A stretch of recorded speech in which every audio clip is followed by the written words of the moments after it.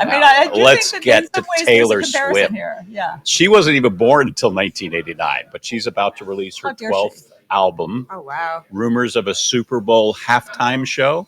All right, so Trish, believe it or not, you're about to meet Bryan West, reporter for USA Today, and he is the Taylor Swift correspondent for USA Today. That is his job. Bryan, welcome to Connecting America. Hi, Jim. Hi, Allison. Thanks for having me. Great to have you here. So listen, Bryan, just before we get to the Taylor Swiftness of all of this, can you just tell us about your job being the designated Taylor Swift reporter for USA Today? What's your day like? It is constant. That is probably the best way to describe it. I got this position in Halloween, October of 2023. That was during the Eras tour. It was just nonstop. I felt like it was constantly just cramming out stories. And then when she was on a break, I got the chance here in Nashville, Tennessee to meet with some other artists, some country music stars. And then everything ramped back up again, of course, with the announcement of her 12th album. I call it a tornado.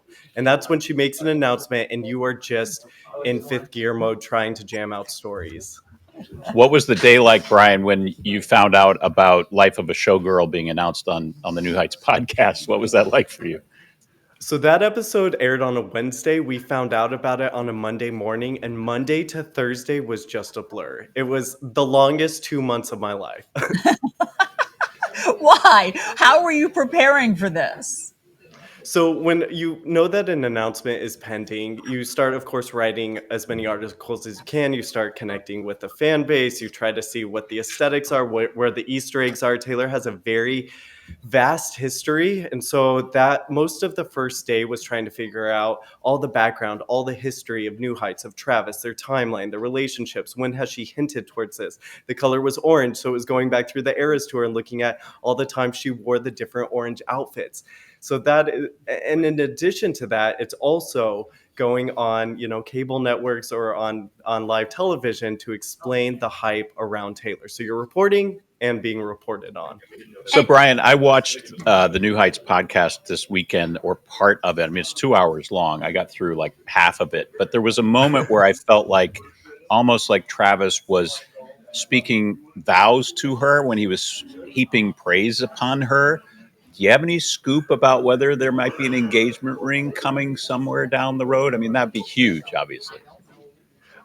It's quite possible. I know that he said 3 times in the interview, I'm the luckiest man in the world. Yep. It seems that this is the very first time Taylor's ever introduced maybe a partner or boyfriend to help her announce news. He's heard the whole album. I imagine that he was also laying Easter eggs. I've watched that podcast now 5 times, transcribed it. I think there are a lot of lyrics to her new album that are hidden within some of the answers to her questions. No, seriously, Bryan, hold on. Because you are a Taylor Swift sleuth, where did you hear lyrics? Give us some examples. Okay, so here, I'm going to step out of frame just to show you. So this is the entire transcription, and then we went line by line. But it's just really interesting notes. I wouldn't be surprised. She talks a lot about the internet and bad comments, so I wouldn't be surprised if there's a song that centers around that. She specifically talked about the Masters, so I wouldn't be surprised if one of the songs is about maybe her fight with Big Machine or with reclaiming all of her music. It was very much geared and catered towards an entertaining 2 hour special. You can tell there are a lot of jump cuts, so it does feel like it is pretty forced. But a specific example is she said at one point in a cutaway, it's not part of my metrics for self-worth. And I thought that was interesting that they cut away for that specific line.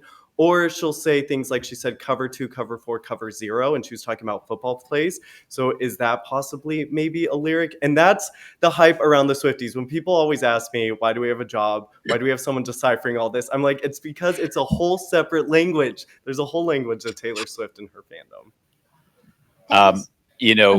There's Bryan. a lot of speculation about whether it will stick to 12 songs. What's your guess on that? Whether there might be some extras? When Taylor Swift says something completely outright, she's never lying. So when she said there's only 12 songs, there's not 13, there's not 14, I truly believe this is only a 12-song album. They have wondered if there would be a bonus track, but she has a poem on this. So I'm wondering if fans are confusing what could be the bonus track for the name of the poem that she has in coordination with this. She could release maybe another album, but I truly think this is a 12-song project. Brian, because you're so steeped in this, do you think that Taylor Swift and Travis can get married? Um, I think he's her end game. That was the very first song that she sang for him. She said it, and for the non-Swifties out there, that's her love song, which means finding your person. They're your end game. She sang that song for him when he first visited her when they were dating in Argentina.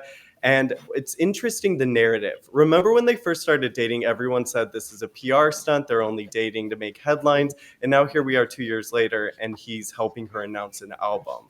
I've never seen her so candid, so open. You're looking at video. He just brings out this side of her. 2 hours of Taylor Swift is rare. It's unheard of. The last interview she did was Time Magazine Person of the Year in 2023. And then before that, she's maybe done 8-minute packages with like CBS This Morning. We've never seen a full 2 hours with Taylor Swift. So, Brian, we saw that picture of you with Taylor Swift very close together. So you've obviously been around her, in her aura. What's that like? What's she like to be around?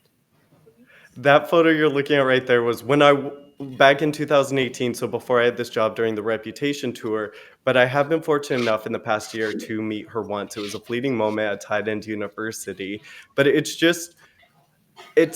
it's really cool to have a job where you're the only person in the entire world, and it's a beat that people around the entire world want to follow. And so that's a really special moment.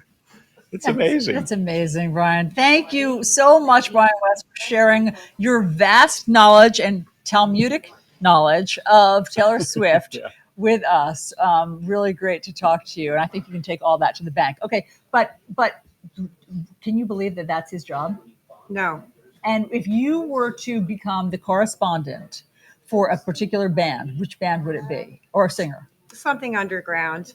Oh yeah, that we won't know That's about. your vibe. No. Really? Okay, well, give them some publicity. Like, who would it be? So Catch 22 was a local band when I grew up, Oh, and yeah? now they're Streetlight Manifesto, and they fill out stadiums now. But they were a local high school band that played ska music, so they had like 11 different instruments, 3 different singers, and their harmonies, even in high school, were beyond reproach. Ska's my favorite. Oh. I would have been a huge Catch 22 fan. Okay, well then you should be listening to Streetlight right now. Doing it, downloading it right now. I wonder if there are any Swifties here at the Sunrise Diner this morning. Should we check in with Mark and see if he's found any? Yes. Streetlight Manifesto. Doing it. Mark, what do you got? Talking and connecting America about all sorts of issues and ideas that are affecting people every day.